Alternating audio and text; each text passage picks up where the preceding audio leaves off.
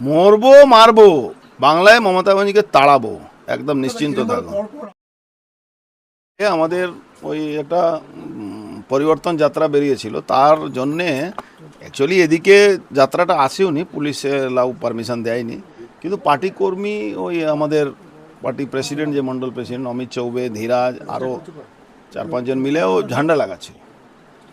তখন কে একজন তৃণমূলে মানে নেতা আছে, মংরু সিং না কি নাম আছে, ও আছে, আর আরও কি একটা কি টুনটুন যাদব, এরকম কিছু, ওরা মোটরসাইকেলে মতফত খেয়ে এসে ওদের সঙ্গে ঝগড়াঝাটি করে, ঝগড়াঝাটিতে ধাক্কাধুক্কি হয়েছে, পড়ে গেছে, হয়তো কারো লেগেছে কারো লাগেনি।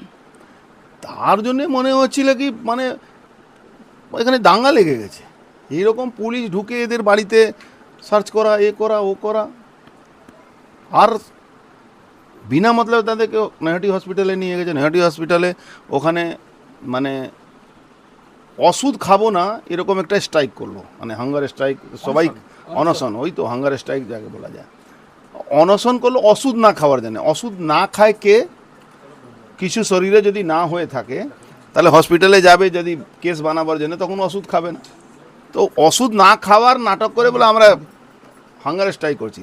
আবার একজন কে শুনলাম নাকি ওকে ওই কি পপিতার জল খাইয়ে ওর স্ট্রাইকটা ভাঙিয়েছে, এবার ছেড়ে দিয়েছে।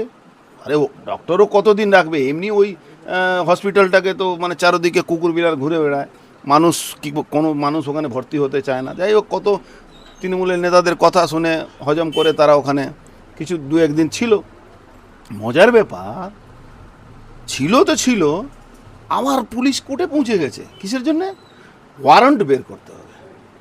ভাবুন, খুন হচ্ছে, মার্ডার হচ্ছে, ডাকাতি হচ্ছে, রেপ হচ্ছে, সেখানে পুলিশ ওয়ারেন্ট বের করতে জেনে যায় না। পলিটিক্যাল ম্যাটার, ধাক্কাধুকিতে পড়ে গেছে, তারপরে সিসিটিভি ক্যামেরাতে দেখা যাচ্ছে কি সে লোকটা এসেছে এদের বাড়িতে হামলা করার জন্য, পার্টি অফিসে এসে লাটফাট চালিয়েছে। তার মানে কত অসুস্থ আছে, কত অ্যাটেম্প টু মার্ডার হয়েছে, কত ওর উপরে মানে জানলেওয়া হামলা হয়েছে। কি 307-এর আগেকার 307 এখন জানি না বিএনএসে কি মামলা নম্বর আছে আমার ঠিক মনে পড়ছে না, তার নামে মামলা করে আজকে কোর্টে গেছে এ করা জানে। আমাদের উকিলরাও বলেছে কি এমন কোন ঘটনা ঘটলো তার জন্য এক তো 307 লাগে, তারপরে ওয়ারেন্ট ইস্যু করার জন্য চলে গেছে। ভাই পুরোপুরি রাজনৈতিক উদ্দেশ্য। Mondal president, general secretary Dhiraj, এদেরকে এরা ভাবছে এদেরকে বলে ভাই দেশে আদালত আছে, কোর্ট আছে, কোর্টে দ্বারস্থ হব আমরা।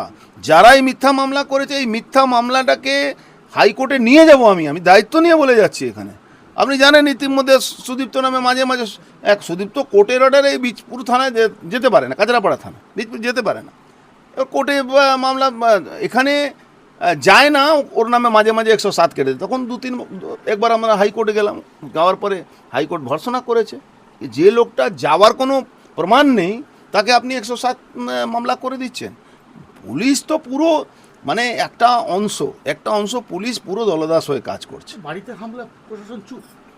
বাড়িতে হামলা করলো, তার উপরে প্রশাসন আসলো না। আর একটা রোডের উপরে ধাক্কাধুকি হয়েছে, সেখানে ধাক্কাধুকিতে একজন পড়ে যেতেই পারে, আমি অস্বীকার করব না কি পড়ে যায়নি, বা ওদেরও লেগেছে তো। অমিত চৌবে আর ধীরাজ ঝাঁওর চোট লেগেছে।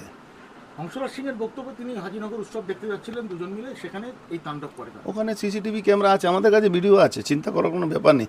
কে হংসরাজ সিংটাকে? হিন্দু প্রকোষ্ঠের একজন পদে, মানে ওনার চোট লেগেছে। আমি তো শুনলাম টুনটুন যাদব কে মংরু যাদব কে মংরু সিং আছে। আচ্ছা, যাই হোক, হতে পারে, আমি জানি না, কিন্তু টোটালটাই মিথ্যা। আমাদের ঝান্ডা লাগাচ্ছিল, তারা ওখানে এসে হামলা করেছে। পরিবারের পাশে থাকবেন দাদা? পাশে আমার পরিবার তো, এরা বিজেপি পরিবার মানে আমাদের পরিবারের লোকরা। যতদিন বেঁচে থাকবো আমাদের যারা সনাতনী আছে তাদেরকে রক্ষা করার দায়িত্ব আমাদের। মরবো মারবো, বাংলায় মমতা ব্যানার্জিকে তাড়াবো, একদম নিশ্চিন্ত থাকবো। এটা নিয়ে পুলিশ অনেক বাড়াবাড়ি করেছে, করা উচিত ছিল না। 2 দিনের মধ্যে ইলেকশন কমিশন আসবে, সব মামলাটা দেবো আমরা, দেখি আমরা অত ছেড়ে দেওয়ার লোক না। 100% জানাবো। কোড অফ কন্ডাক্ট লাগু হতে দিন, দেখুন আমি এই মামলাটা কোন জায়গায়, হাইকোর্টে তো নিয়েই যাচ্ছি। কেন এর নাম তোলা নিয়ে, সুদীপ্ত নাম তোলা নিয়ে হাইকোর্টে করেছিলাম, এখন এআরও একা একজনের এ করেছে, হেয়ারিং করতে হয়েছিল। কোর্ট আদালত তো আছে রে ভাই, আমরা তো পালিয়ে যাওয়ার লোক না। ওর বউকে থ্রেট করেছে পুলিশ এসে, কি বুঝিয়ে দেবো আপনাকে? আরে একটা মহিলাকে তুমি কে বুঝাও? আমি যদি কোনো দোষ করে থাকি তো আমার উপরে কোনো মামলা হবে কি আমার বাড়ির মহিলার উপরে মামলা হবে? মমতা ব্যানার্জি এটা মগজ মূল্যক বানিয়ে নিয়েছেন।